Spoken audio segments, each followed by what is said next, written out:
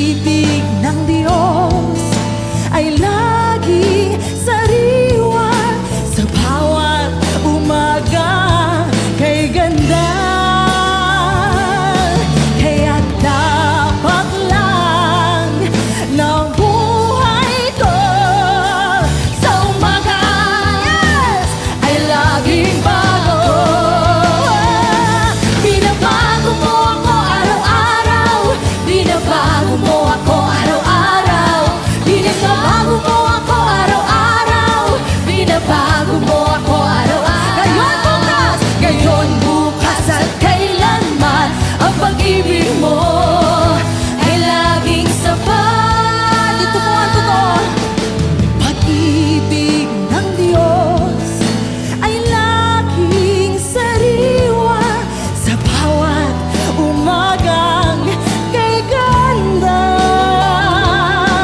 Kaya dapat lang ng buhay ko sa umaga, yes, ay laging bago. Sama-sama tayo! Binabago mo ako araw-araw, binabago mo ako araw-araw, binabago mo ako araw-araw, binabago mo ako araw-araw.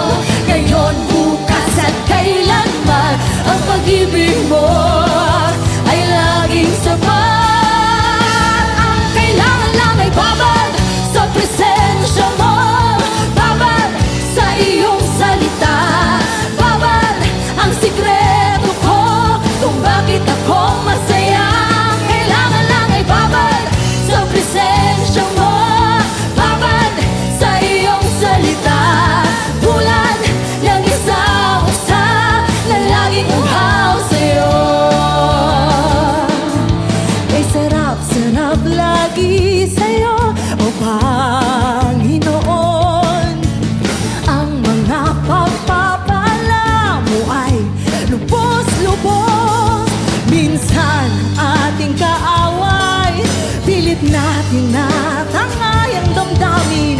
At sa aking pagpupuri, ako'y lubos na lang tagumpay. Ang kailangan lang ay babad sa presensya mo, yes, babad sa iyong salita, babad ang sikreto ko kung bakit ako masaya. Ang kailangan lang ay babad sa presensya mo, babad sa iyong salita, tulad ng isang usa na laging uhaw sa'yo. Minsan pa kay sarap-sarap, kay sarap-sarap lagi sa'yo, o Panginoon. Ang mga pagpapala mo ay lubos-lubos. Minsan ang ating kaaway, pilit natin natangay ang damdamin. At sa aking pagpupuri, ako'y lubos na nagtagumpay. Ang kailangan natin, ang kailangan lang ay babad sa presensya mo, babad sa iyong salita, babad ang sikreto ko kung bakit ako masaya. Ang kailangan lang ay babad sa presensya mo, babad sa iyong salita, tulad ng isang usa na laging uhaw sa'yo. Ang kailangan lang ay babad sa presensya mo, babad sa iyong salita, babad ang sikreto ko kung bakit ako masaya. Ang kailangan lang ay babad sa presensya mo, babad sa iyong salita, tulad ng isang usa na laging uhaw sa'yo, na laging uhaw sa'yo, na laging uhaw sa'yo.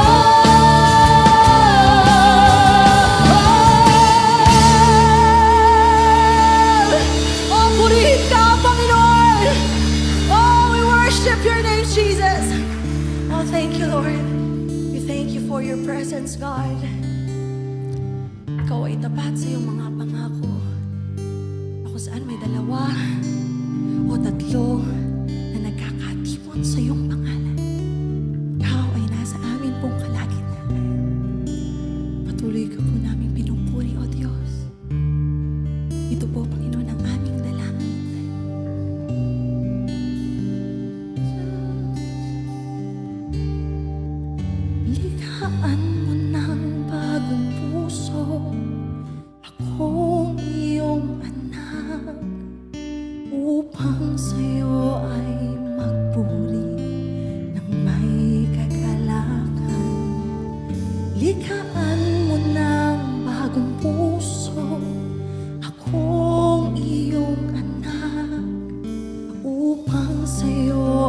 sumamba na may kalayaan. Bagong puso, basag na puso, ito ang dalangin ko. Bagong buhay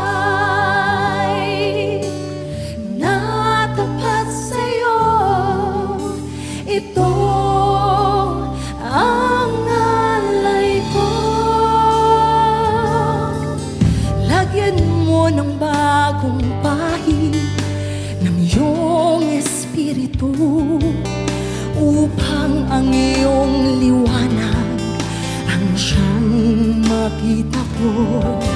Tulad ng bagong sisidlan, bagong alak ay ibuhos mo upang ang iyong kalooban ang siyang matupad ko. Bagong puso, basag na puso, ito ang dalangin ko.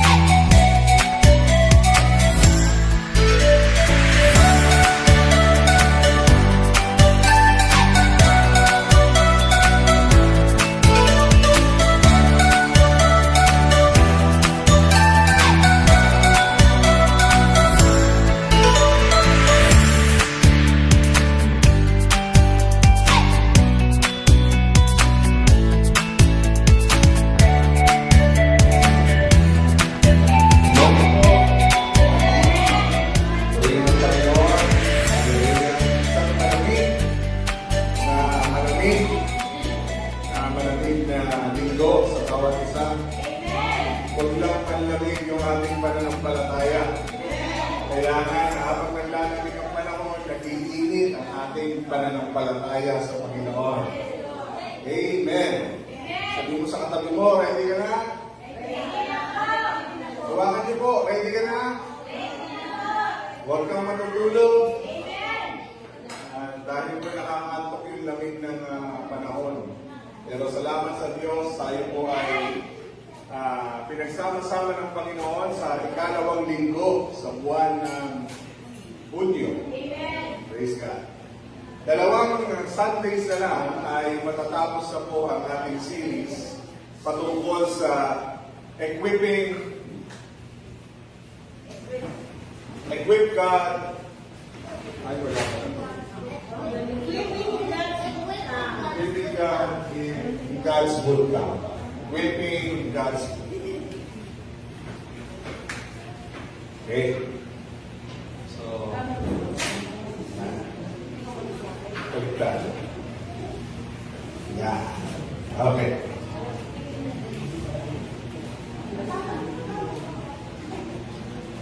Sige po. Habang hinihintay natin, yun. Genesis 29, verse 1 to 13, equipped in God's bootcamp. So mga kapatid, dalawang Sunday na lang, ngayon, at susunod na linggo, ay iiwanan na po natin ang Genesis 29. Amen. At tayo po ay papunta ng Genesis 30. Amen. So, tinatanong ako ng ilang mga pastors natin kung paano daw po at anong klaseng paraan ng ating pong pagsiseries ang ating ginagawa sa Genesis, sa book of Genesis. At sabi ko sa kanila, talaga para kaming nanonood ng Batang Quiapo. Na talaga may sinusundan ka, may mga bagong eksena, may mga nakaraan na kailangan balikan sa hinaharap para maunawaan mo kung bakit nangyari ang lahat ng ito. Amen. So tayo po ay binabalikan natin yung nakaraan at ating nilalakaran yung kasalukuyan. Amen. At marami tayong maya-apply sa mga nangyari noon sa buhay natin na tinuturo sa atin pa rin ng Panginoon hanggang sa oras na ito. So, ang equipping ng Diyos sa atin sa God's Bootcamp, pinag-aralan po natin, meron na tayong 4 na natunghayan mula sa Panginoon. Ano po yung una? In God's Bootcamp, ang Diyos ina-equip ang mga mananampalataya sa pamamagitan ng kanyang mga salita at mga pangako. So, dalawa po lagi ng gusto ng Panginoon na mabuild sa loob ng bootcamp. Ang bootcamp ay ito, ang kanyang bahay-sambahan. Sa loob ng church, dito kanya i-equip sa kanyang mga salita at sa kanyang mga pangako. Pangalawa, ang equipping ng Lord sa mga mananampalataya ay para makita nila na ang Diyos ay Diyos na tumutugon sa atin noon, ngayon, at magpakailanman. Amen? So siya ang laging tutugon, siya ang magpo-provide, siya ay laging naroon, pangit, maganda, umiiyak, malungkot, anuman ang iyong kalagayan, tandaan natin, siya ay Diyos at lagi siyang naririyan, pinangyayaring ang nais at plano niya sa buhay ng bawat isa. Sumunod po, in-equip din tayo ng Diyos sa bootcamp ni Lord sa pamagitan ng ating paglilingkod, ng ating pagsiservisyo. Sa loob ng church, natututo tayong maglingkod sa Panginoon. Hindi ayon sa ating kalagayan, hindi sa kung ano man ang ating estado, tayo lahat ay maglilingkod dahil meron tayong pinaglilingkuran ang ating Panginoon. Amen? So dito po ay naglilingkod tayo ng walang halong kapalit. Yan ang gusto ng Lord. Dahil ang Diyos, lahat ng ating ginagawa, nakikita niya. At alam niya kung paano tayo pagpapalain ayon sa ating mga pangangailangan. Pang-apat, ine-equip tayo ng Lord sa bootcamp sa pamagitan ng mga papeldilihan ng ating buhay. Amen. Alam niyo yung mga papeldilihan niyo, mga kapatid. Amen. So kayo po may mga papeldilihan. Amen. May mga difficult relationship or difficult person na nakapaligid sa inyo, magpasalamat tayo sa Lord. Dahil bakit? Sila ang magpapakinis ng ating buhay. Amen. Sila ang magpapatibay sa ating pananampalataya sa Panginoon. Amen. Kung hindi ka dumaan sa hirap, hindi dumaan sa mga pagsubok, mahirap magpasalamat ng lubos eh. Yung bang mga kapatid na nahirapan ka, pero sa dulo, pinagtagumpay ka. Amen. Maraming pagsubok na dumaan, kung bakit ka nanatiling nakatayo, ay dahil sa biyaya ng Diyos na tumulong sa iyo. Amen. Di ba? Kung ikaw lang yan, matagal ka ng bagsak. Pero dahil mabuti ang Diyos, hindi ka niya iniwan, hindi ka niya pinabayaan. Amen. Sabi mo sa katabi mo, congratulations. Congratulations. Makira matibay. Yan. Amen. Amen.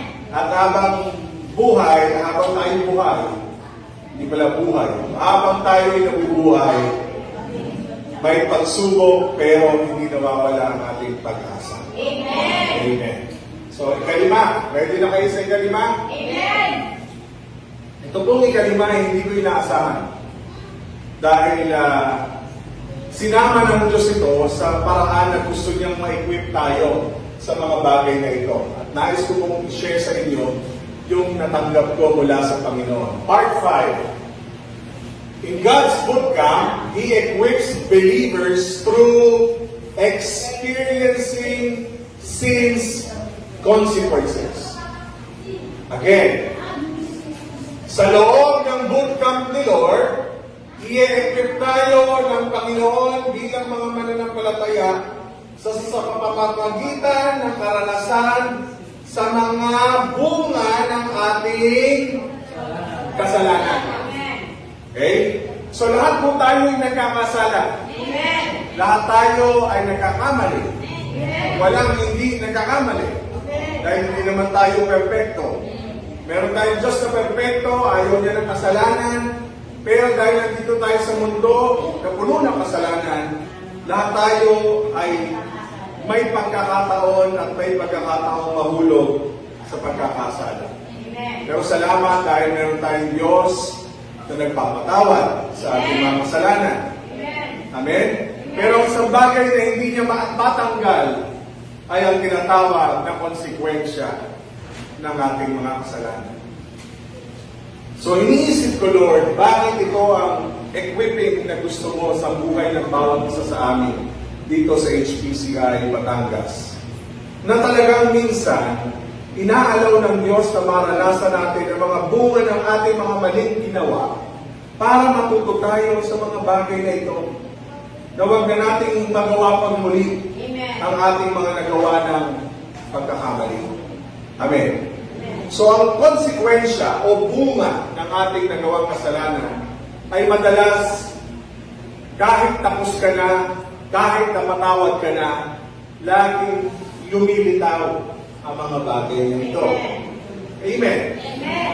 So, paano ba tayo i-equip ni Lord sa pamagitan ng buhay ni Jacob? So, tayo po ay nakapag-bulay ng salita ng Diyos last week sa Genesis 29 verses 21 to 30. So, i-continuous lang po natin yung ating pong napagbulayan. Ibig sabihin, mag-inulit kasi may mga bagay pang gustong ipaunawa ang Panginoon sa atin. Basahin po natin ulit. Verse 21. Pagkalipas ng 7 taon, sinabi ni Jacob kay Laban, natapos na ang paglilingkod ko sa inyo, kaya ibigay niyo na sa akin si Rachel para magsama na kami. Pumayag si Laban, kaya nagdaos siya ng handaan at inimbitahan niya ang lahat ng tao sa lugar na iyon. Pero kinagabihan sa halip na si Rachel ang dalhin ni Laban kay Jacob, si Leah ang dinala niya at sumipig si Jacob kay Leah. Verse 24, ibinigay ni Laban kay Leah ang alipin niyang babae na si Zilpa para maging alipin nito. 25, kinabukasan, nalaman ni Jacob na si Leah pala ang kasiping niya. Kaya pinuntahan niya si Laban at sinabi, bakit ginawa mo ito sa akin? Naglingkod ako sa iyo para mapakasawa ko si Rachel. Ngayon, bakit niloko mo ako? Sumagot si Laban, Hindi kaugalian dito sa aming lugar na maunang makapag-asawa ang nakababatang kapatid kaysa sa nakatatandang kapatid. Hintayin mo lamang na matapos ang isang linggong pagdiriwang ng inyong kasal at ibibigay ko agad sa iyo si Raquel. Yan ay kung muli kang maglilingkod ng 7 taon pa. Pumayag si Jacob sa sinabi ni Laban pagkatapos ng isang linggo ng pagdiriwang ng kasal nila ni Leah. Ibinigay ni Laban kay Jacob si Raquel. 29, ibinigay ni Laban kay Raquel ang alipin niyang babae na si Bilha para maging alipin nito. Last verse, kaya sumipit din si Jacob kay Raquel at mas mahal niya si Raquel kaysa kay Leah. Naglingkod si Jacob kay Laban ng 7 taon pa. So dali po tayong tumuha tayong manalangin. Maraming Diyos, maraming salamat dahil kami ay iyong kinakausap sa oras na ito. Salamat sa iyong mga salita na hindi na magdudulot sa amin ng pananampalataya, kundi mag-aayos at magbabago sa aming pananaw, sa aming sa mga prinsipyo at katotohanan na dapat po namin matutunan mula sa iyo.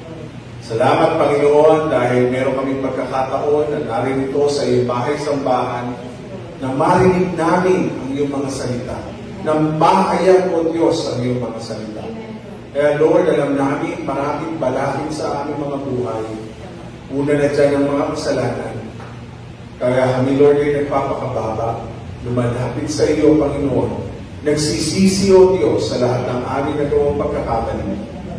At humingi kami ng tawad, O Diyos, sa lahat ng aming mga ginawang kasalanan, lihim man o kaya, intentional man o hindi, sinasadya o hindi sinasadya.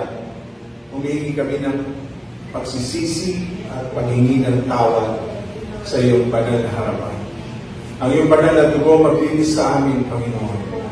Lalo ng aming mga puso na alam namin, Panginoon, dito mo naisitanim ang bawat binhi ng iyong mga salita upang aming panghawakan, kapitan, angkinin sa aming mga buhay. Kaya Lord, maraming salamat sa aming banal na Espiritu. Dahil sa umagang ito, sa araw na ito, ikaw po ang aming nasa harapan.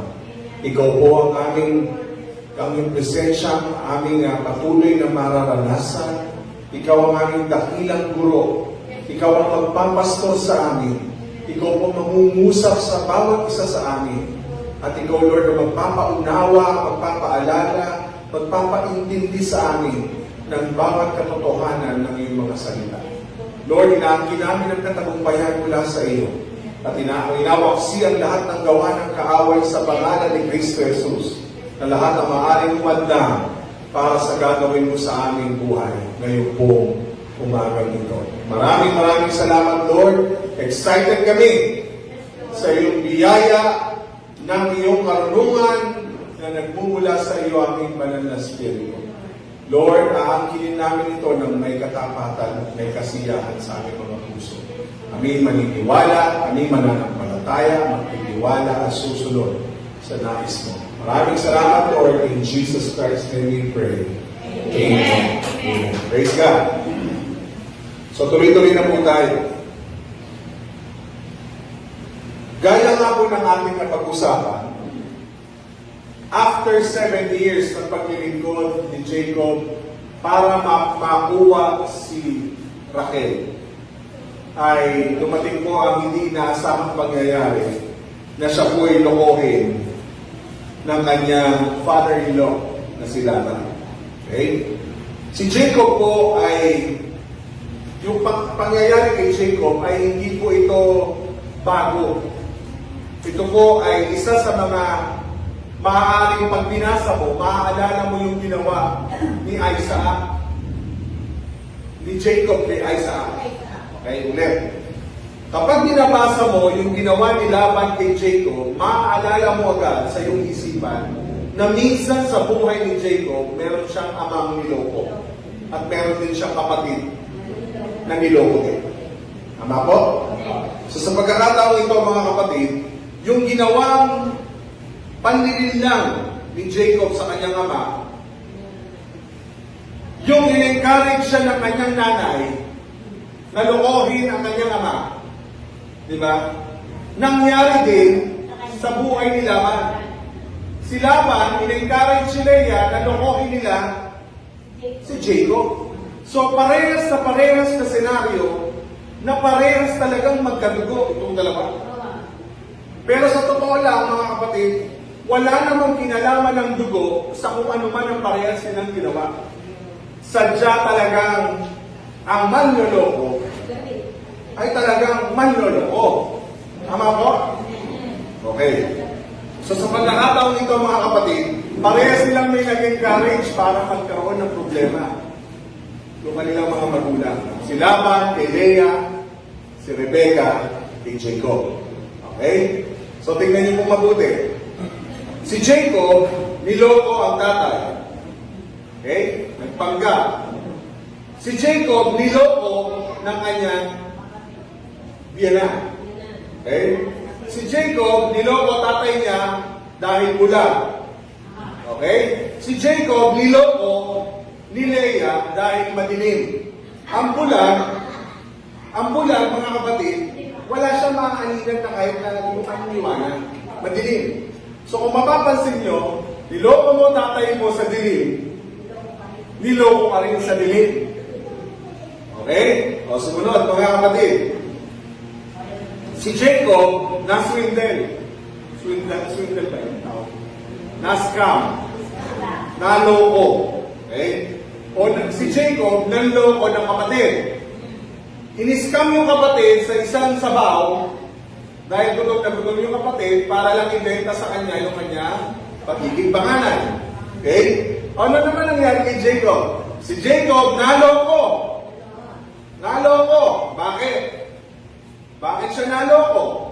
Kasi pinagbabawal naman pala sa kanilang tradisyon na ang unang makakapangasawa ay dapat panganay, hindi bunso. So alam niyo po, parehas po ng birthright yan. Panganay, parehas. Bunso, gusto kunin yung pagiging panganay. Nung siya'y naloko, nilaban, panganay rin ang nakapanloko. Okay? So, ibig sabihin mga kapatid, isa lang ang katotohanan. Si Jacob, inaani niya ang bunga ng kanyang mga nagawang kasalanan. Again, mga kapatid, Jacob was reaping the consequences of his sin. Ibig sabihin, bunga ng kasalanan mo, yan ang itinanim mo, yan din ang aanihin mo. Okay? Again, kung ano ang ginawa mo noon, aanihin mo yan ngayon. Kaya lang makabigat eh. Okay? Kaya hindi mo pwedeng sabihin, hindi ka magkakasakit ngayon. Kung yung lahat ng ginawa mo noon ay pinabayaan mo yung sarili, may bunga yan ngayon. Tama po? Ako naranasan ko na yun ngayon. Papunta na akong, sakit man sabihin, papunta na akong 40. Life begins at 40. At pagpasok mo ng 39 na ako eh. Magpo-40 na ako next year. Nakakaramdam na po ko ng konting bagay at sakit ng tuhod mo. Pag kumain ka ng mga bagay-bagay, ang dami kong nararamdaman. Eh, ang sarap pa man din kumain noon. Sarap kumain ng chicharon, isang damukan ng kanin, lahat ng taba, yun ang iyo. Yung manok, lahat ng balat, kinain mo. Pag ikaw ay umidad, mararanasan mo, may singilan yan eh. So ano ang kinain mo, sisingilin ka, hindi nung araw na yon, kundi sa darating araw. Tama? Kaya nga lagi natin sinasabi sa mga anak natin, papunta ka pa lang. Pabalik. Papunta ka pa lang, pabalik na ako. Kaya minsan, huwag natin, mga anak, huwag niyong gawing magmang ang inyong mga magulang dahil gawain din namin yan noon. Parang hindi ko kumikibo yung mga magulang. Diba? Yung pagiging matigas ng ulo ng iyong anak, ay nagawa mo rin yan minsan sa buhay mo. Baka nga mas malala ka pa. Tama? Kaya nga tayo nagiging mabunganga, nagpapaalala, parang sirampla ka. Bakit? Kasi nga dinaanan mo yan noon. Eh hindi nga ako nakapag-aral, anak. Kaya nga gusto ko mag-aral kang mabuti para hindi ka magaya sa akin. Tama? Lahat po yun nagbunga dahil ang hirap ng buhay kapag wala kang pinag-aralan, wala kang makukuha ang hanap buhay na nararapat para sa iyo. Tama? Eh minsan nga kahit tapos ka na, ang hirap pa rin kumuha ng hanap buhay. Sabi, sweltihan kasi yan, hindi po.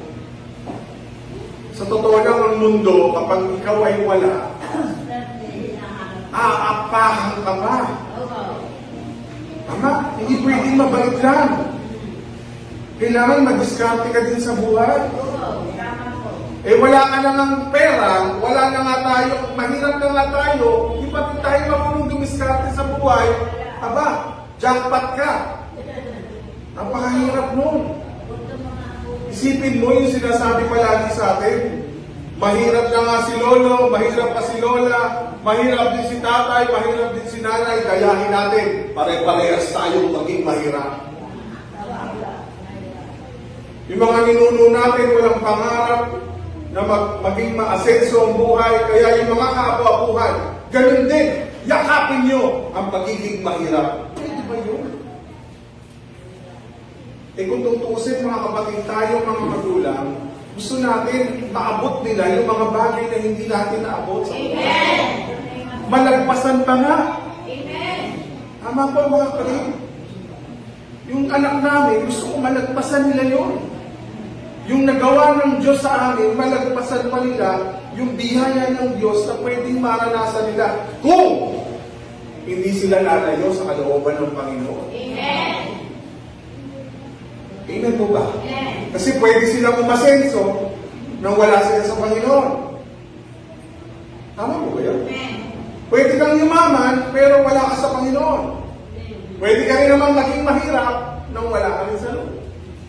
Kaya lang yung bunga kasi, mararanasan mo yan sa panahon, hindi sa araw na ginagawa mo yung kasalanan, kundi pagkatapos ng mahaba panahon. Amen? Okay. Tinuturo po sa atin ang Biblia na may tinatawag na universal principle. Ano po yung universal principle? Na talagang may batas na sinusunod sa mundong ito. Tama po? Kapag tinapunan mo ng basura ang dagat, ibabalik sa iyo ng dagat ang malalapang ginawa mo sa dagat. Tama po? Tama po, mga kapatid. So lahat talaga ng prinsipyo na tinatawag din na universal law ay hindi natin pwedeng baguhin. Talagang sadyang pag tayo'y sumira sa ating kalikasan, babalik sa atin ang kalikasan ng mas mahigit pa at mas malala. Tama po?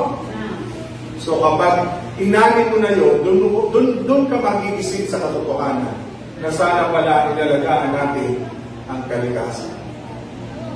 Amen po ba? So may sadyang may natural na batas ang Diyos na hindi natin pwedeng baguhin. Amen. So ibig sabihin mga kapatid, kapag ikaw ay nagtanim, ikaw talaga yan. So kung pangit ang iyong tinanim, pangit din ang iyong amin. Yun ang prinsipyo ng buhay. Kung wala kang pakikisama sa kapwa, hindi ka rin pakikisamahan pagdating ng araw. Pag hindi ka sa prinsipyo ng pagbibigay, pag hindi ka nagbigay, wala kang kaanihin. Hindi ka nagtanim eh. Diba? Sabi ng Lord, ang nagtatanim ng kaunti, aanin ng kaunti. Ang nagbibigay ng kaunti, ay maaangin ng kaunti. Amen. Yung prinsipyo talaga. Pagkatapos ng ulan, pagkatapos ng bagyo, at susunod po dyan, aarawin. Ganun ang prinsipyo. Kung matay ka, makukulong ka. Nagnakaw ka? Makukulong ka. Nag-drugs ka? Makukulong ka. Wala mong nakapatay ka? Magsiselebrate tayong lahat. Walang ganun, mga kapatid. Nag-drugs ka? Very good. Napakagandang bisyo na ginawa mo. Nag-inom ka? May kaparusahan lahat yan. Amen. Dahil sana kung hindi ka nag-inom, Jacob, walang nalalaman mong hindi pala si Raquel ang katabi mo. Kaya lang, maaaring nulong siya sa alak eh. Tama po? Alam niyo po ang alak, may masamang spirito yan sa loob eh. Na nakapagpapalakas ng iyong damdamin. Tama? Nasasabi mo lahat ng bagay na nilalaman ng iyong puso. Kasi may ibang spirito ang naglalabas nito sa iyo.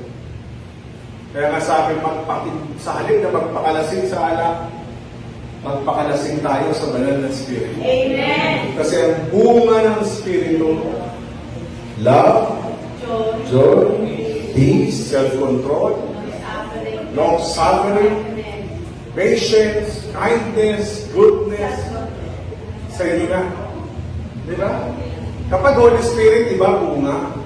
Pero pag ibang spirito, iba bunga. Amen. Sabi mo sa kanabi mo, Amen ba, kapatid? Amen. So, ibig sabihin, ang prinsipyo ng Biblia, ano ang iyong tinanim, yun ang iyong aanin. Baka sabihin nyo naman si Pastor ay nag-iimbento.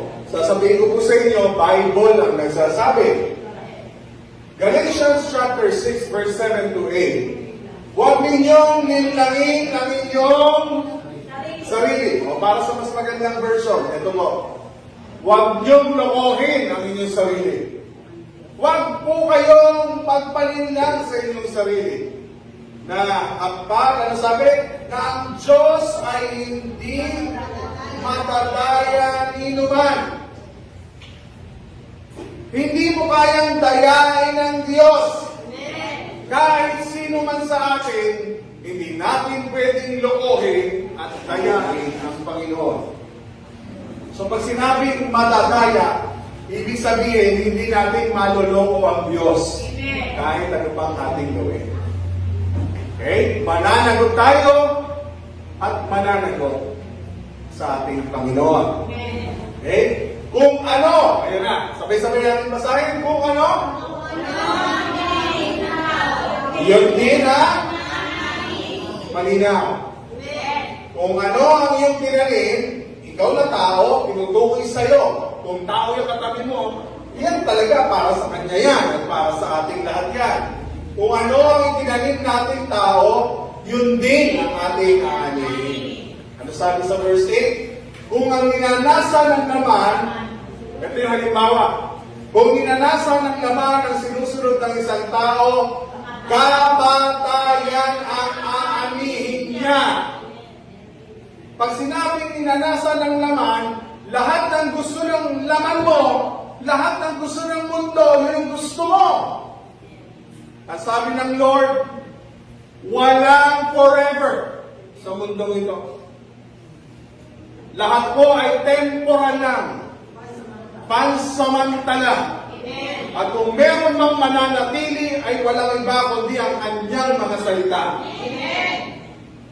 Wala tayong pwedeng ipagmalaki dahil kahit yung katawan mo ay may hangganan din. So, ibig sabihin ng Lord, magpakasilaw ka sa iyong laman. Tatlo lang naman yan eh. Lust of the eye, lust of the flesh, and pride of life. Kaya kung ikaw ay sa mata, lahat ng nakikita mo, gusto mo mangyari sa iyo. Lust of the flesh, pagnanasa ng laman, ibig sabihin, bahagi yan ng sexual. Ibig sabihin, lahat ng gusto ng laman, yun gusto mo. Okay? Pride, yan ang pinakamabigat. Pride of life. Okay? So, ibig sabihin, kung yan ang iyong nanasain, ito ang dulot niya sa dulo. So, lahat na tayo mamamatay eh. Oo. Lahat tayo mamamatay. Lahat tayo papasok sa ataol, pero na lang kung cremate ka. Pero kung ikay cremate ka, papasok ka pa rin sa ataol. Tama po? Ibig sabihin mga kapatid, ang lahat ng dulo nito, kamatayan. Kahit tayo pumilala sa Panginoon, mamamatay talaga tayo. Pero ang problema, kapag hindi ka tumigil sa iyong ginagawa, sa dulo niyan, maaga mong mararanasan ito. Kahit uminom ako ng uminom, manigarilyo ako ng manigarilyo, pagdating ng araw, meron din yan expiration din. Aanihin ko talaga yun. Alam niyo po, ako inani ko, para sa inyong kaalaman, sa sobrang sarap magpansit kanto.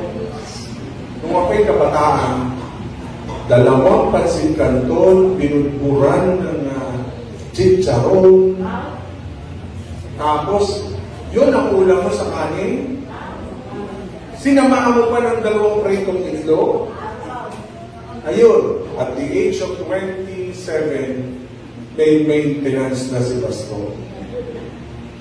Kasi yun ang akala ko walang katapusan ng kain. O di ba? Tama ba? Until now, kakampi ni Pastor, si maintenance. Pero akala ko, sabi ng doktor, akala ko doon sa kinakain eh. Hindi pala. Hindi ka nga nakain nun. Dami mo namang stress. Ganun din. Same lang. Pati problema ng kapitbahay, anong problema mo? Nanood ka ng teleserye, pati yung problema mo. Yun, dahil stress ka. Alam niyo po, bunga niyan, sakit. Sabi ng doktor, pagsabayin mo para mapaaga ka. Ang pumapatay sa atin kung hindi yung ating kinakain sa katawan, yung ating pinapasok sa ating isipan. Binos katabi mo. Kaya ikaw, alam mo na. Okay. Pero sabi ng Lord, kung ang pinapasok mo, sinusunod mo, ay, sabi, kung ang banal na spirito ang sinusunod ng isang tao. Again, makinig ang dapat makinig. Pero kung ang banal na spirito ang sinusunod ng isang tao, ulit, kung ang banal na spirito ang sinusunod ng isang tao, Lord, di pa rin siya sumasagot. Pero kung ang banal na spirito ang sinusunod ng isang tao, Lord, di pa rin siya sumasagot. Pero kung ang banal na spirito ang sinusunod ng tao, Lord, mahina pa, pero kung ang banal na spirito ang sinusunod ng isang tao, ano sabi niya? Matatanggap mo mula sa spirito ang buhay na walang hanggan. Pero, kung inanasa mo at sinusunod ng isang tao ang kanyang laman, sa halip siya'y mabuhay, siya'y mamamatay.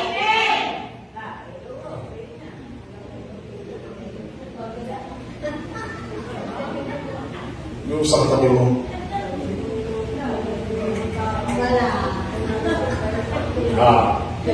Pili ka.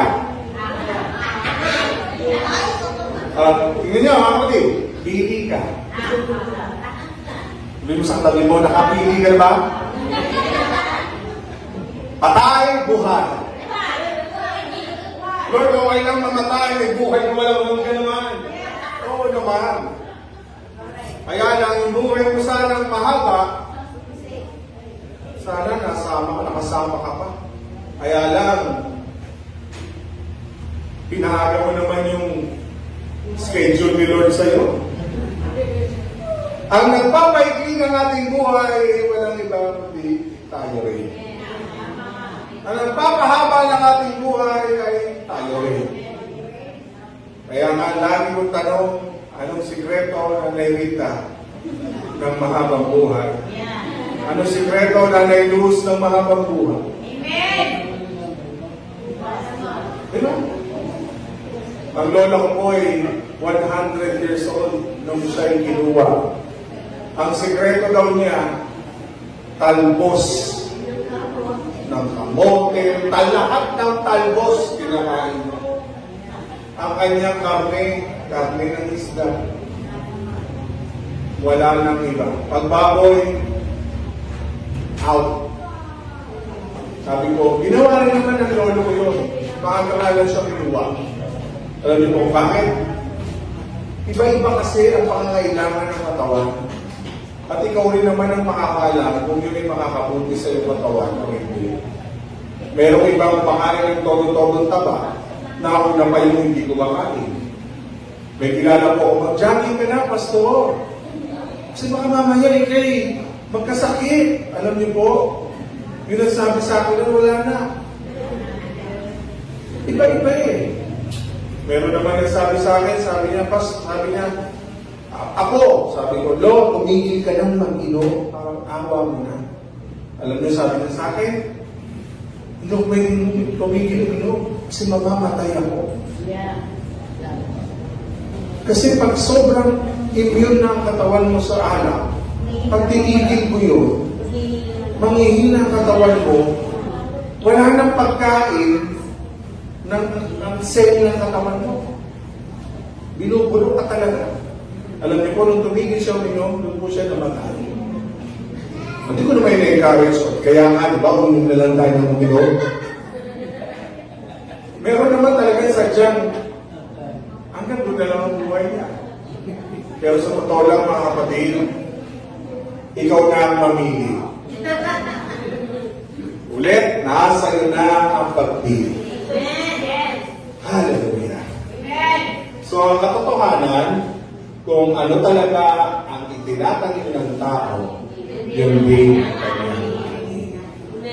Amen? Sa Ingles, what a person sow, he will reap.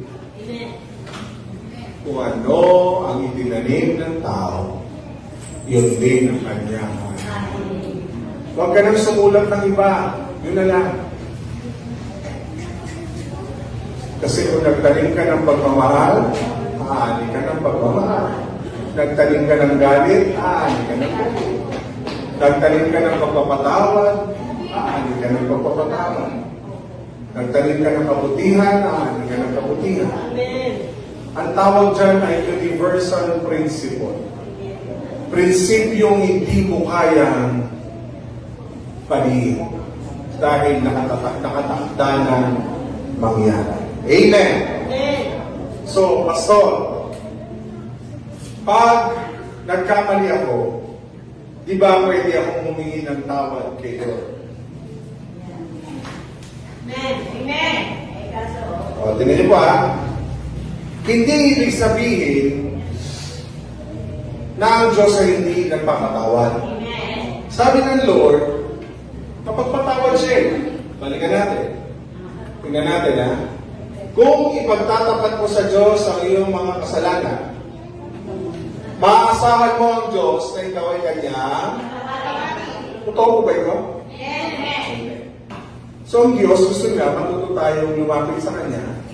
Humingi tayo ng tawad. 1 John 1:9. Diba? Sabi ng Lord, maaasahan mo siya kung matututo kang magtapat. Kung kino-confess mo sa Diyos ang iyong mga kasalanan, asahan mo, patatawarin ka niya sa iyong kasalanan at hindi lang yun, bonus pa. Ilinisin tayo sa lahat ng uri ng kasamahan dahil matuwid siya. Kaya matuwid ang Diyos. Okay, ibalikan natin to, Roma 5:1. Kaya ngayon itinuturing na tayong matuwid. Sino yung tayo? Tayo. Itinuturing na tayong matuwid dahil sa iyong pananampalataya ay Kristo, sa Panginoong Yesus. Okay? Ulit ha. Kung ngayon itinuturing na tayong matuwid dahil sa pananampalataya natin sa ating Panginoong Jesucristo, meron na tayong magandang relasyon sa Diyos. So kahit tayo ay magkakali, tayo magkasala, pwede tayong lumapit sa Diyos Bakit? Ano sabi ng Bible kanina?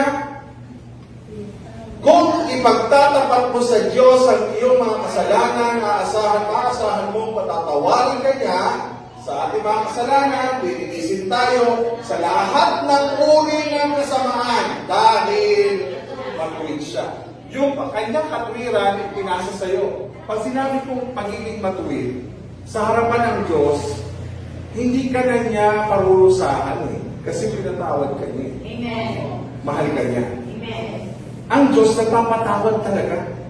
Kaya nga siya tinaguriang Diyos na mapagpatawad. Amen. Kaya lang, isa lang po yun sa kanyang karakter. Nalilimutan natin na ang pagiging matuwid ng Diyos ay hindi ibig sabihin bulag na siya. Na paulit-ulit na lang tayong nagkakamali. Ang lisensya ng pagpapatawad ay hindi lisensya para magkasala ng paulit-ulit. Amen. Amen. Amen. Amen. Hindi porket naaasahan mo ang Diyos na ikay kanyang patatawarin kung ikaw ay nagkakasala at lilinisin ka niya, hindi ibig sabihin nun na bulag ang Diyos sa iyong mga ginagawang paulit-ulit na kasalanan. Dahil ang paulit-ulit na kasalanan ay hindi tunay na paghingi ng tawad. Amen. Hindi porket nag-sorry ka na, absuelto ka na. Nakapatay ako sorry. Kukulong ka talaga. Tama? Amen. Kasi may tinatawag na universal principle. Kung ano yung tinanim, yun ang iyong aanin.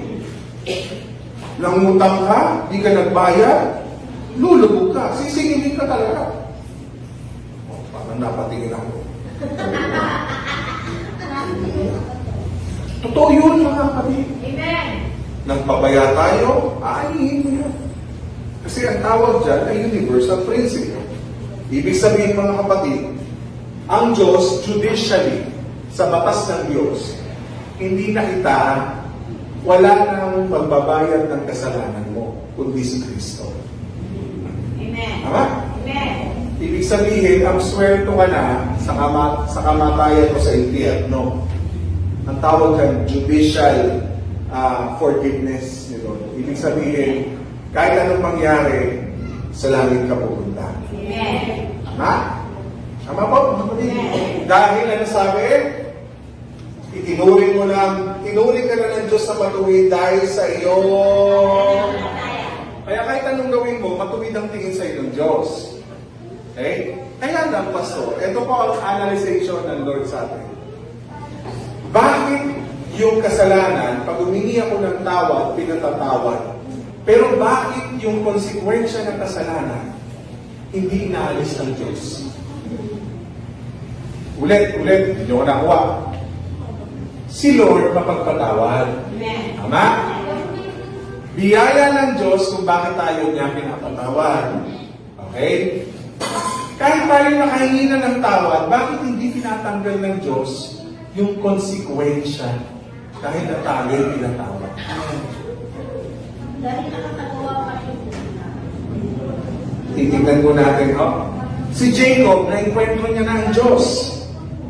Tama? May relasyon na siya sa Diyos.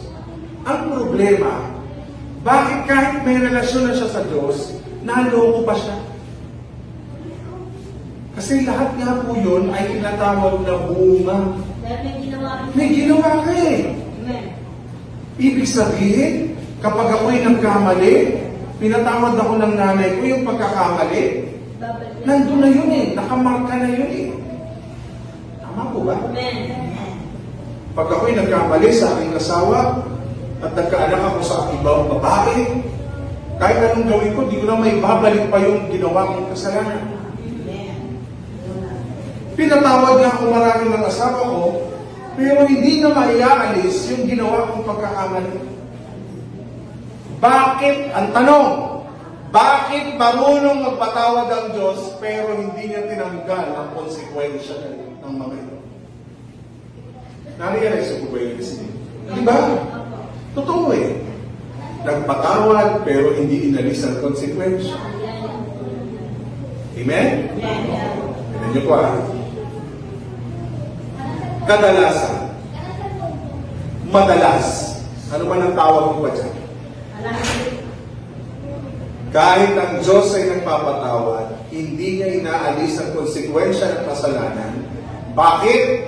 Dahil mananatili ang bunga at konsekwensya para ipaalala sa iyo na huwag mo nang balikan at ulitin ang iyong nagawang kasalanan. Sa tuwing maaalala mo ang isang bagay na ginawa mong kasalanan noon, maaalala mo, ayoko nang ulitin yan. Uli ngayon. Tama? Nagkasala ako minsan. Nagdusa ako sa aking naging kasalanan. Tama, mga kapatid? Kaya ayoko nang ulitin pa yung aking mga naging kasalanan pa. Nagkaanak na ako sa labas. I rebuke in Jesus' name. Pero hindi ako absuelto doon. Tama? Nagkaanak ako sa iba, pinatawad ako ng misis ko, tinanggap uli ako, nagkaanak pa uli ako sa iba.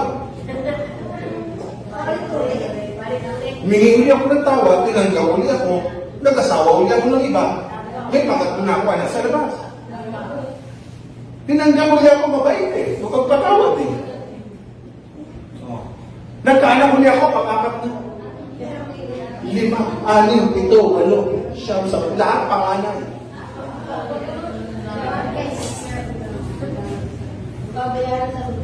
Pagdating ng dulo, sinabi ng asawa mo, kaya ka nagdudusa ng kanya dahil hindi ka natututo sa iyong pagkakamali.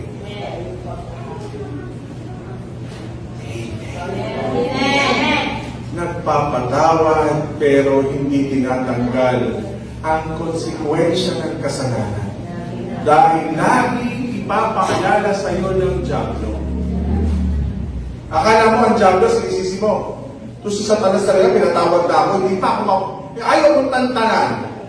Sa totoo lang, ang Diyos, hawak niya lahat yan Kontrolado niya yan Alam niyo kung bakit? Para bang naglalagay ang dyablo ng frame. Ito yung ginawa mo. Ito. Pinatawad na ako ni Lord Kaya lang naka-frame. Paano Lord yun? Sinabi mo kay Lord, paano yung sinabi mo yung kasalanan ko, kakalimutan mo hanggang sa ikaliliman ng dagat?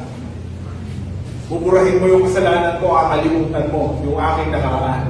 Oo naman. Si Lord naman never nanumbat Tama? Hindi naman nanunumbat ang Diyos. Ang problema, alam niyo kung ano? Hindi niya binaon yung mga ginawa mong bunga Nabaon ba? Hindi na ba po? Naaalala ko pa rin. Tama po? Okay. Para patunayan sa inyo na totoo na ang konsekwensya ay nandiyan. Naalala niyo si Haring David? Si David, isang hari. Hari na yan, Pumunta sa balkonahe, nakitang naliligo si Bathsheba. Naliligo si Bathsheba, isang napakaganda at napakalakahumaling. Kaya sabi niya sa balkonahe, ayun si Bathsheba, naliligo. Okay? Pakinggan niyo kung mabuti. Dahil sa kanyang pagnanasa, inutusan ng kanyang awal, pinatawag si Bathsheba. Anong ginawa ni David? Ni-rape niya si Bathsheba. Si Bathsheba ay hindi dalaga. May asawa si Bathsheba. Ang pangalan ay Urias. Si Urias ay isa sa mga kawal ni Haring David. Okay? Ibig sabihin, nakakulit na ng adultery o pakikiapid si David. Kahit pumapal siya sa may asawang babae. Hindi na natapos doon. Pinapatay ni David si Urias. Pinalabas na para aksidente na. Utusan ng kanyang kawal, yung pinaka-head, sabi, punta ka doon sa labanan, siya ang impronta mo para magtama ng mga pana, patay agad. Ano bottom line? Na dalawang nakumit, adultery, tsaka murder, pagpatay. Sa punto ito, hari ako ha. So kahit na ako'y hari, hindi niyo ako pwedeng parusahan. Hari ako eh. Tama po ba? Pero, dahil may bunga ang kasalanan, nagkaroon ng bunga ang lahat ng ito sa kanyang mga mahal sa buhay. Nang mamatay si Urias, nagkaroon ng anak si Jacob kay Bathsheba. Pero namatay din. Okay? Matay. Hindi natuloy ang anak nila. Namatay. Sumunod, nagkaroon siya ng anak kay Makaa. Si Makaa, ang anak nila, pangalan ng Absalom. Si Absalom ay may kapatid na ang pangalan ay Tamar. May kapatid si Absalom kay David, may kapatid si Absalom sa kanyang amang si David sa ibang babae. Okay? Yung kapatid na nangangalang si Amnon, ni-rape ang kapatid, ni-rape si Tamar ng kanyang brother, yung tawag sa Dimas? Step brother. So, nakuha niyo ba? Okay. Si Tamar, kapatid ni Absalom. Anak lahat siya ni David. Okay. Ni-rape ni Amnon si Tamar. Okay. Nagalit si Absalom. Pinatay si Amnon ni Absalom. Ang nagpatayan, magkapatid, dugo sa dugo. Si Absalom din ay isa sa mga nagnais na patayin ang kanyang sariling ama para makuha ang pagiging hari. So sa tingin niyo po, lahat ng nangyari yun ay dahil sa ginawa nila, nagkasala lang sila, hindi po. Bunga lahat yun ang ginawa ng kanyang ama. Iniisip natin, nagkakamali naman tayo. Nagpapatawad naman ng Diyos. So walang bunga ito sa iyong anak. Lahat ng ginagawa natin na itinatanim natin ngayon, magbubunga po ito sa ating mga anak. Amen. Kaya kung di ka natatakot, kapatid, matakot ka na. Bakit? Kailangan mo matakot sa Diyos dahil kailangan mo sundin ng Diyos, kailangan mo sumunod sa kalooban ng Diyos dahil ayaw mo na maranasan ng mga anak ko, hindi ko yung bunga ng mga kasalanan ko sa anak ko, nadali. Amen. Tama po ba mga kapatid? O sige, sabi mo, mapalad ako hindi nadali mga anak ko eh. Ganun ba? Apo mo. Ano po yan eh? First, second, third, pero sa ika-apat talaga, hahapon pa yan. Kaya nakakalungkot kung ang ginagawa mo ngayong pagtatanim habang sila'y bata pa, ay dapat sa Diyos na. Ngayon, ang mga bata ngayon, masakit man, wala nang pagpapahalaga sa salita ng Diyos. Halimbawa po, iniisip ko, pagdating ng araw, kung hindi kami susunod sa Lord, at hindi namin ibumulat yung mata ng dalawa naming anak, yung susunod na generation sa kanila, wala nang pakialam sa Panginoon. Wala na. Wala na. Yung paglilingkod namin mag-asawa, sa tingin niyo po magpapatuloy yun? Hindi na. Kasi parehas namin inamin, yung ginawa namin nung kami naglilingkod pa. Tama po. Totoo po yan, lumalabas sa anak. Kung hindi man lumabas sa anak, sa apo. At kung hindi lumabas sa apo, sa kaapo-apo. At kung hindi lumabas sa kaapo-apuhan, sa kaapo-apo-apuhan. At kung hindi sa kaapo-apo-apuhan, sa kaapo-apo-apuhan. Walang tigil eh. Amen? Walang katapusan eh. Ngayon kung hindi mababago ang ating pagsunod sa Panginoon, haharapin natin at ng ating mga lahi ang ating mga nagawang kasalanan. Sabi nga, matatakasan mo ang ginawa mong kasalanan, pero hindi ng iyong mga anak. Ano po mga kapatid? Ang utang ay utang. Kailangan bayaran. Kaya kapag namatay ka, bayad na ang iyong utang. Ang magkakarga ng utang ay mga naiwan. Tama? Ito po yun. Okay sana kung sumunod ka sa Lord, ang pamamana mo ay na 10 ari-arian. Ano eh, hektaryo? 10 bank account. Sasabihin ko sa atin, ba't di ka pa kunin ni Lord? Pero kung tutusin mga kapatid, hindi lang sa material eh, spiritual talaga. Amen. Ay, hindi po ba mga kapatid? Okay. So, marami sa konsekwensya ng buhay ni Haring David na gawa niya noong walang nakakakita.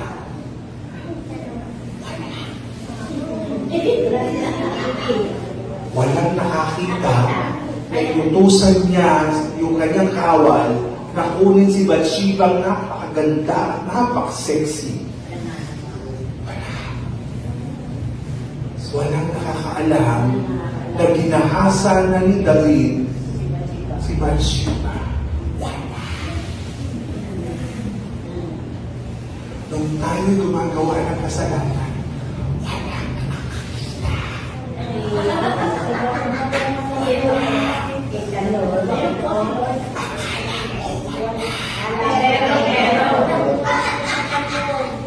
Karamihan ng mga pribadong kasalanan na ginawa ni Haring David lumabas sa panahon ng kanyang mga anak.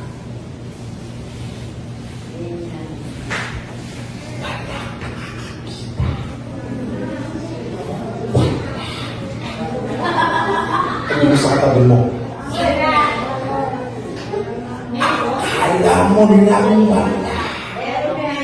Pero akala mo, absuelto ka na kasi wala namang nakakaalam. Ang gusto mo kasi, makita ang konsekwensya sa maraming tao. Bakit? Nakita yung konsekwensya ng ginawa.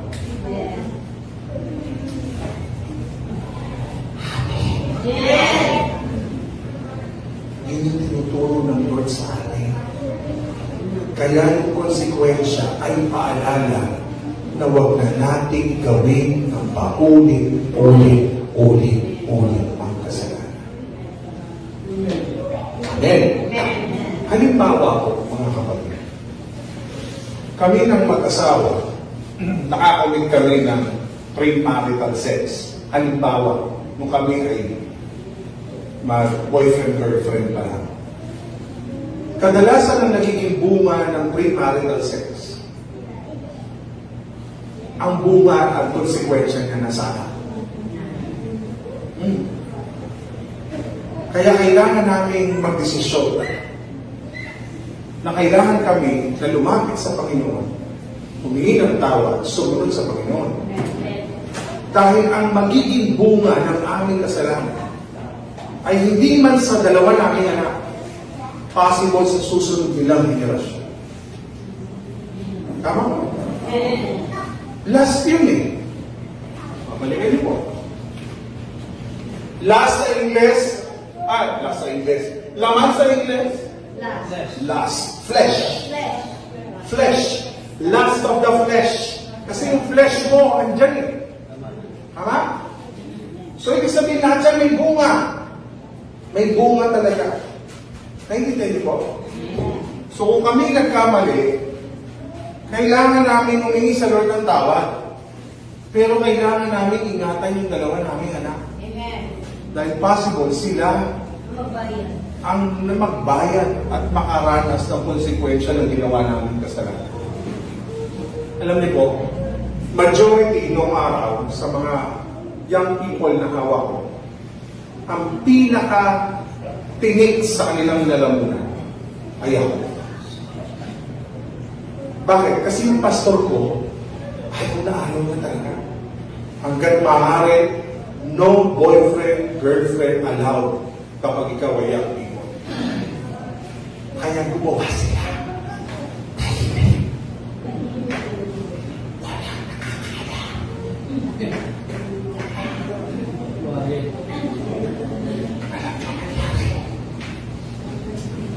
Nakakamit na hulog sa pagkakasala.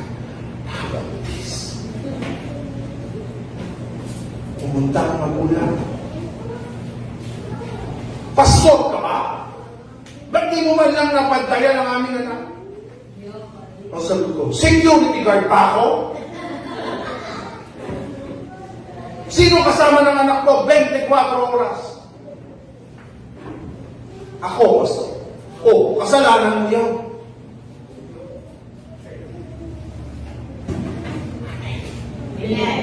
Yung anak, hindi na nagsimba. Alam ko ba? Napahiya. Napahiya. Kaya sabi, chismis ko sa inyo.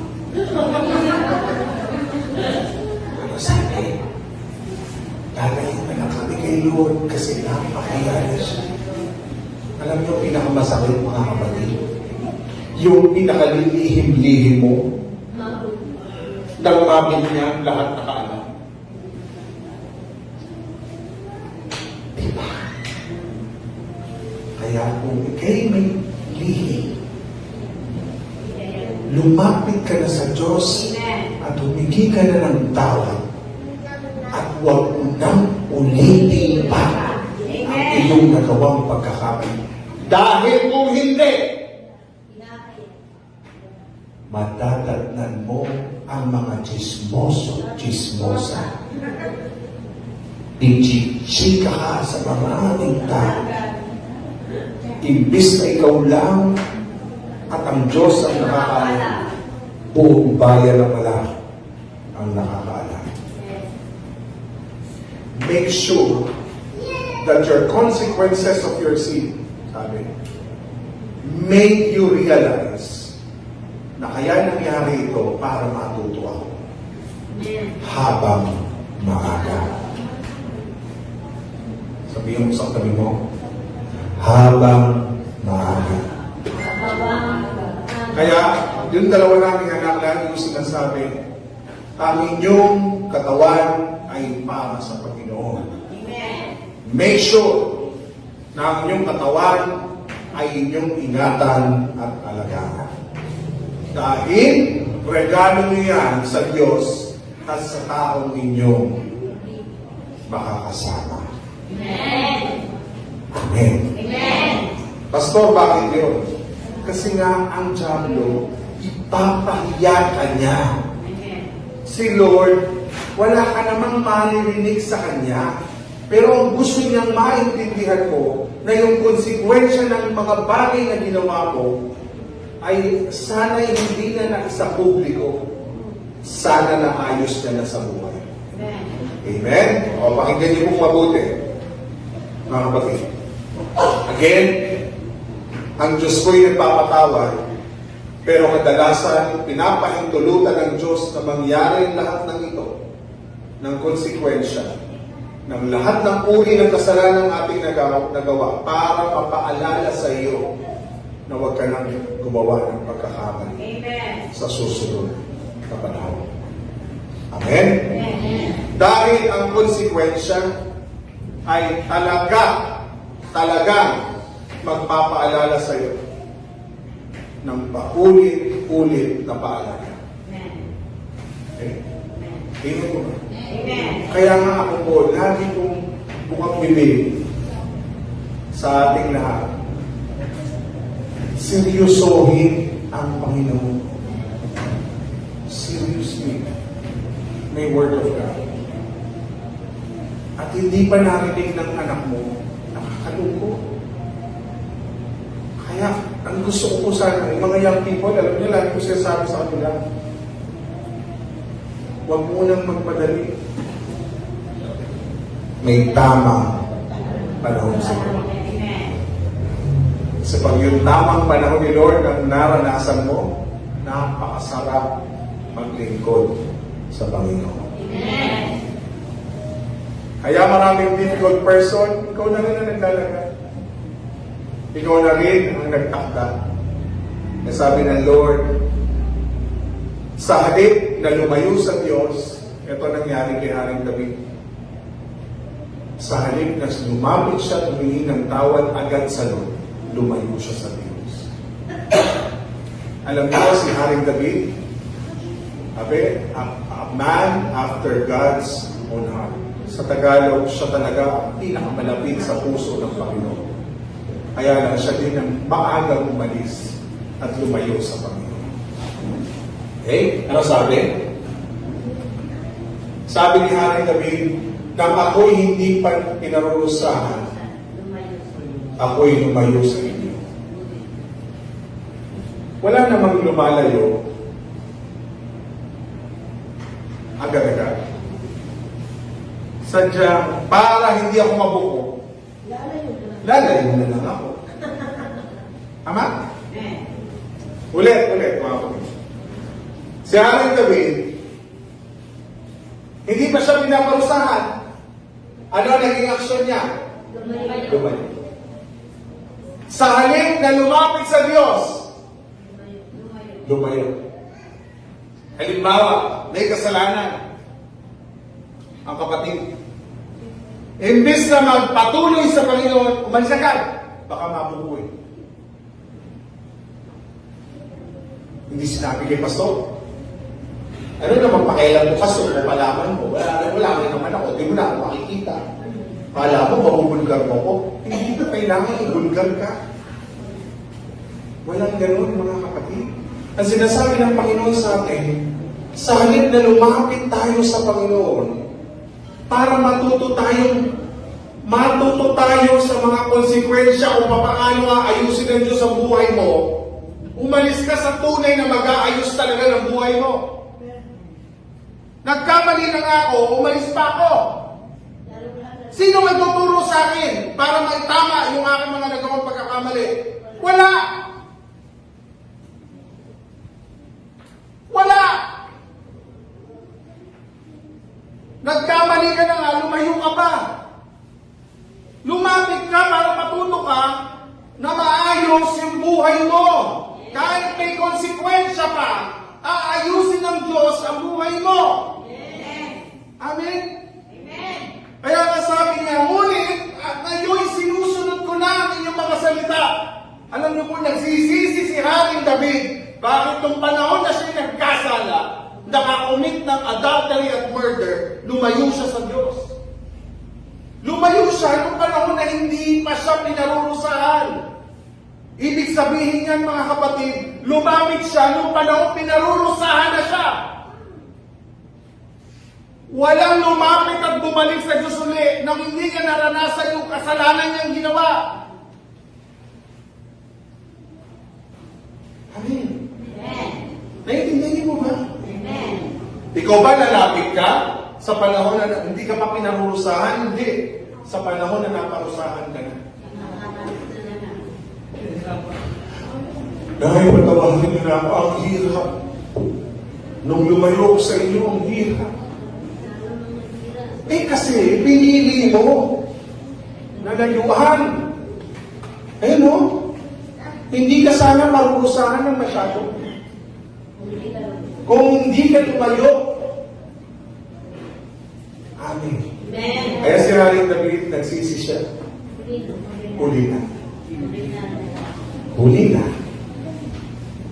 Alam niyo po, kung halimbawa lumapit si kapatid, Pastor, tulungan mo ako.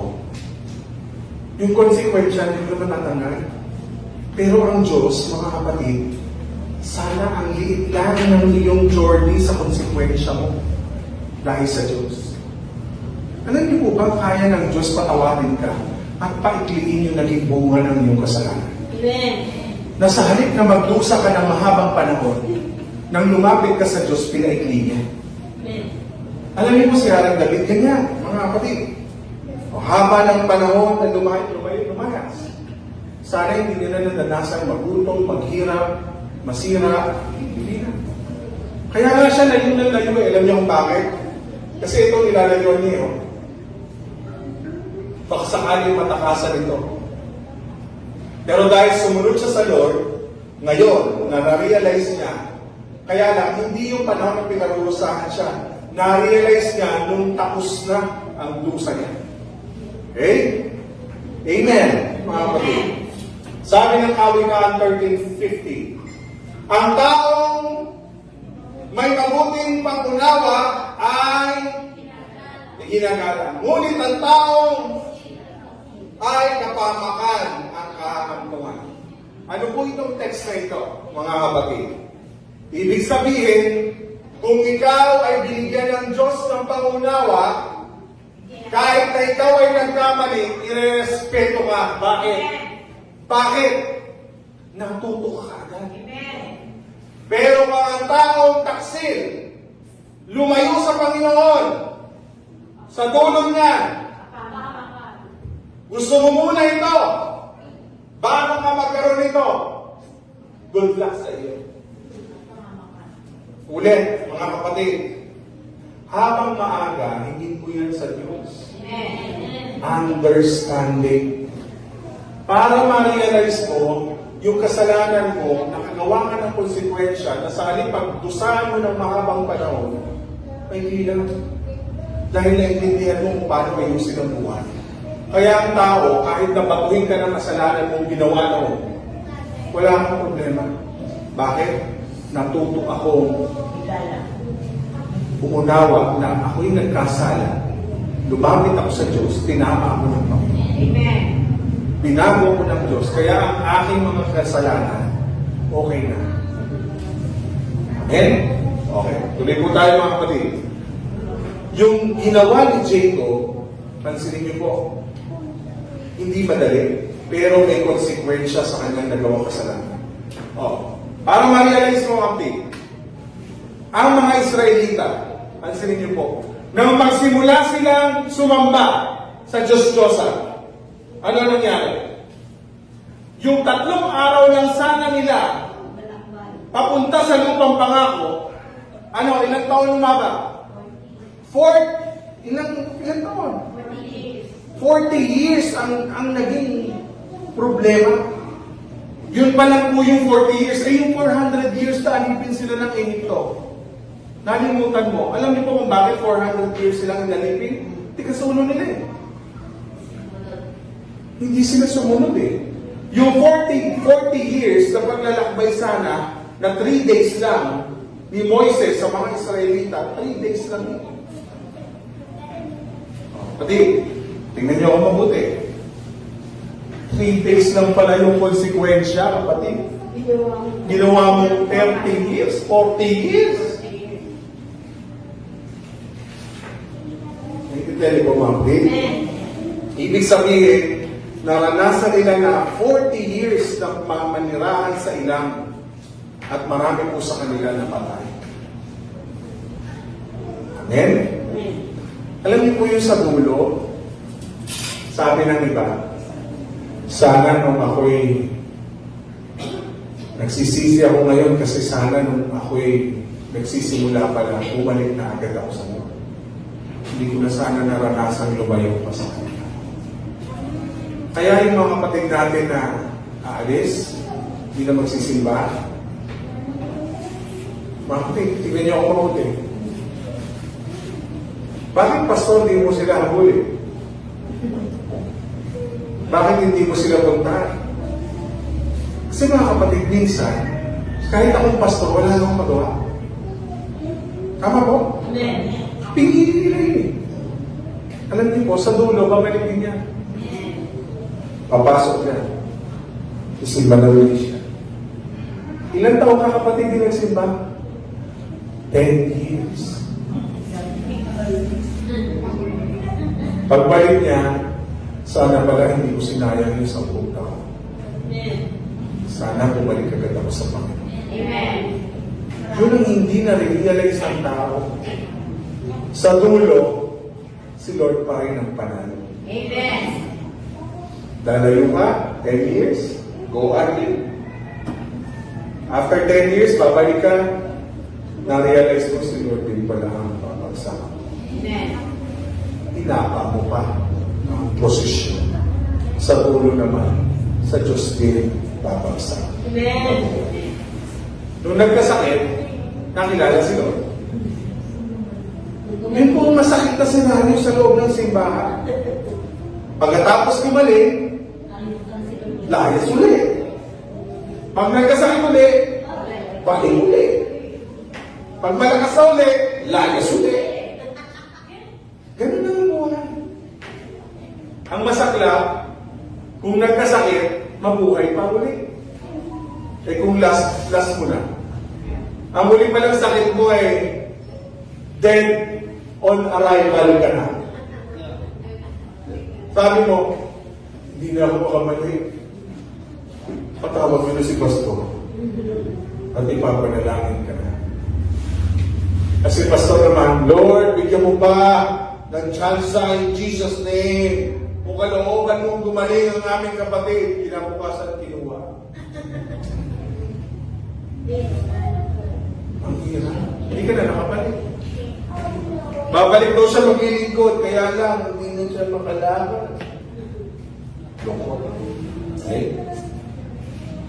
Kadalasan, inaalaw ng Diyos na maranasan natin ang mga konsekwensya ng ating mga nagawang kasalanan. Dahil yan ang training ni Lord sa buhay mo.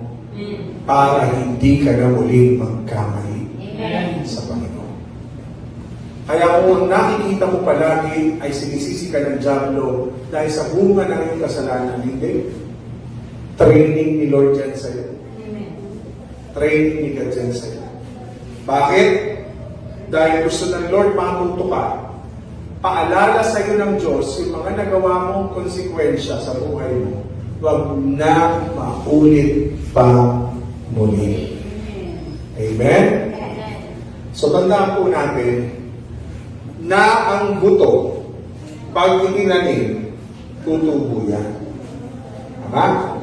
So, ang pagtubo, depende kung ang bunga ay masarap, manalis, o mapait.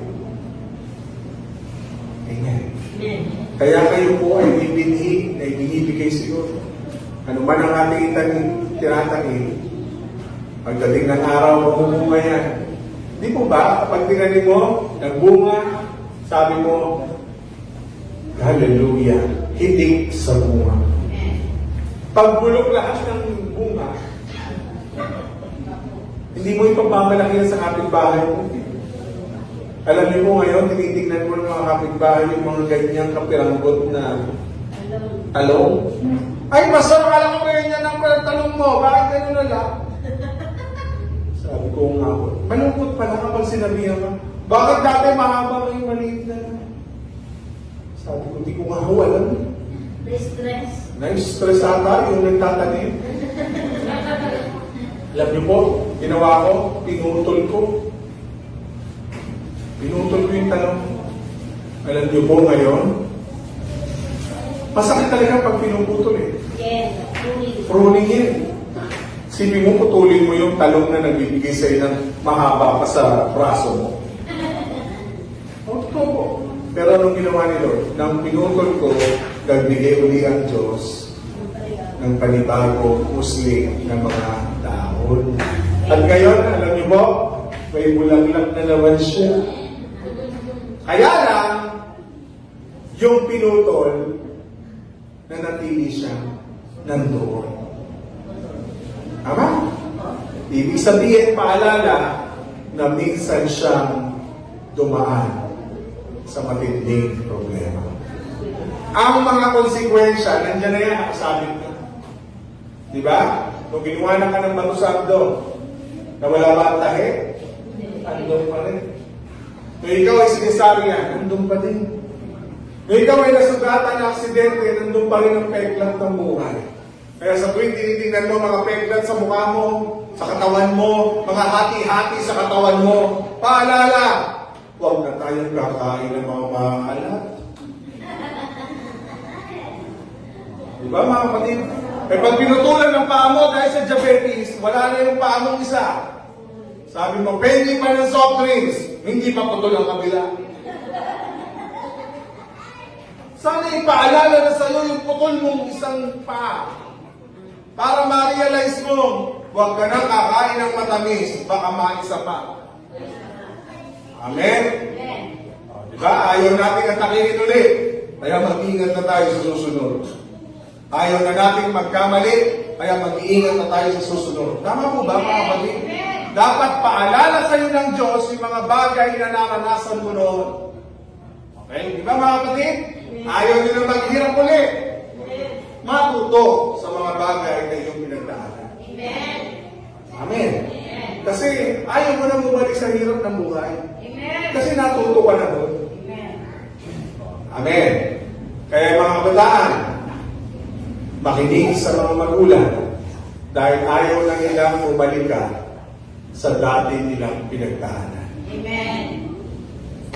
Amen. Sabi mo sa katabi mo, Amen. Amen. Amen. Ayaw mo umamin eh. Amen. Amen ka na. Kailangan natin ng consequence. Amen? So, ito'y paalala ng Diyos na bahagi po ng training ni Lord. Sa tuwing tayo magkakamali, sa halip na tayo magpakahaba-haba pa sa kaparusahan, lumapit na tayo sa Panginoon. Dahil naayusin ni Lord ang ating mga buhay. Sa halip na humaba ang konsekwensya, baka mamaya umikli na. Baka umikli na. Alam niyo po ang pagsisisi ko, alam niyo mga kapatid, yung pastor na, dati kong pastor, galit na galit sa akin nung ako yung malis. Namatay ang kanyang asawa nang magkita kami 8 years na. Alam niyo po, sabi niya sa akin, ikaw lang naman ang hinihintay ko lumapit sa akin. Alam niyo, sisip-sisip po ako. Bakit umabot ng 8 years na hindi kami nag-usap? Kailangan pang may mamatay para kami mag-usap. Sabi niya, syempre, matanda ako. Dapat ikaw lumapit. Hindi ko na-realize na ang matanda pala, may pride eh. Hindi bababa sa pagiging. Ewan ko kung totoo yun. Matanda siya, kailangan yung bata ang magpakababa. Tama po yun. Amen. Alam niyo pagkakamali ko, sana pala kahit na magalit siya, lumapit pa rin ako. Hindi na umaba ng 8 years. Sa pagsisisi ko, 8 years na yung nasayang. Alam ko po ang Diyos, marami tayong tuturo sa atin. Kaya ito po ang naghubog sa akin. Sa loob ng 8 taon, nakakala ko galit siya. Ako naman po sa loob ng 8 taon, nananabik na makasama siya. Kaya lang, huli na. Patay na yung kanyang may bahay. Yung aming pastor ay hindi ko na nakasama ng 8 taon. Nung nakita ulit kami, 8 taon na yung nakakalipas. Amen. Kaya, ang kasalanan na ginawa mo ng tahimik, huwag mo nang hintayin malaman ng buong bayan bago ka magsisi. Okay?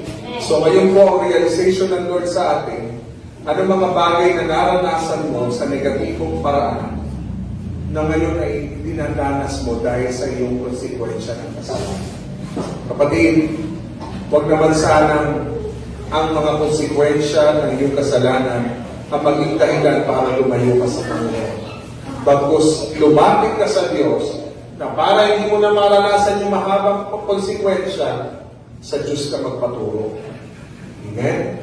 Tayo po'y lahat ay manalangin. Let us pray. Maraming Diyos, maraming salamat po. Napakaraming katotohanan na minsan, O Diyos, ang aming nakikita yung magaganda lang, yung mga bagay na magpapatawad ka, pag lumapit kami, patatawarin mo kami, kapag kami nagkasala, patatawarin mo kami, pero yung konsekwensya dito, Panginoon, yun po yung tinuro mo sa amin. Na hinayaan mo kaming makita ang mga bagay na bunga ng aming mga nagawang pagkakamali. Hindi para kasumbatan kami, kundi para ipaalala sa amin na huwag na namin ulitin ang aming mga nagawang kasalanan. Lord, magagawa lang namin mangyari ito sa buhay namin kung kasama namin kayo. Dahil kung kami lang, O Diyos, hindi po namin kakayanin na mapagtagumpayan itong nag-iisa. Kaya Lord, alam namin sa aming sarili, kailangan namin ang lakas mula sa iyo. Biyaya mo, O Diyos. Ang lakas mo, O Diyos, ang kailangan namin. Gaya ng sinabi mo sa iyong mga salita, Lord, kailangan namin ang lakas na nagmumula sa iyo, Panginoong Jesucristo, para mapagtagumpayan namin ang lahat ng uri ng bagay na kasalanan sa amin po. Kung wala kayo, O Diyos, hindi namin kakayanin mag-isa ito. Kaya Lord, ngayon pa lang, alam namin na ito'y paalala mo sa amin para kami lalong maging matatag, lalong magtiwala, lalong manampalataya, at lalong sumunod sa iyo. Tulungan mo kami ang lagi naming piliin na ikaw. Na sa tuwing kami ay iuhulog ng kaaway sa kasalanan sa tukso ng buhay, ay laging paalala sa amin yung mga bagay na inais mong maintindihan namin at maalala namin na pigilan ang aming mga sarili sa paggawa ng kamali. At Lord, magagawa lang namin ito sa tulong mo aming banal na Espiritu. Dahil ang aming laman ay mahina, tulungan mo kami ng aming Espiritu ay maging malakas. Tulungan mo kami, Lord God, na lalong kumapit sa iyo ng todo sa gitna ng napakarami namin pinagdadaanan. Lord, alam namin ang bunga ng kasalanan ay mananatili, pero alam namin, Lord, kung kami lalapit sa banal na Espiritu, aayusin niya ang aming buhay. At lalabas ang bunga ng banal na Espiritu sa aming mga buhay. Hindi dahil sa kami nakagawa ng mabuti, kundi dahil may Diyos kaming mabuti sa lahat. Biyaya mo pa rin, Panginoon, ang masusunod. Biyaya mo pa rin ang mapangyayari.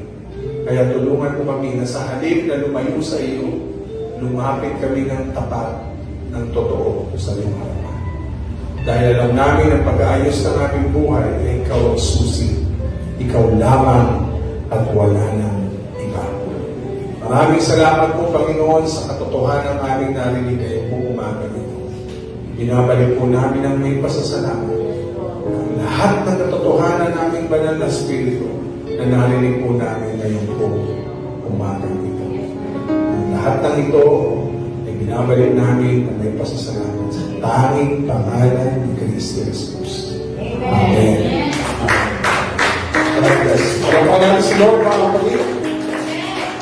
Next week, ang ating panghuling bahagi ng ating series patungkol po sa equipping God's Word. God bless.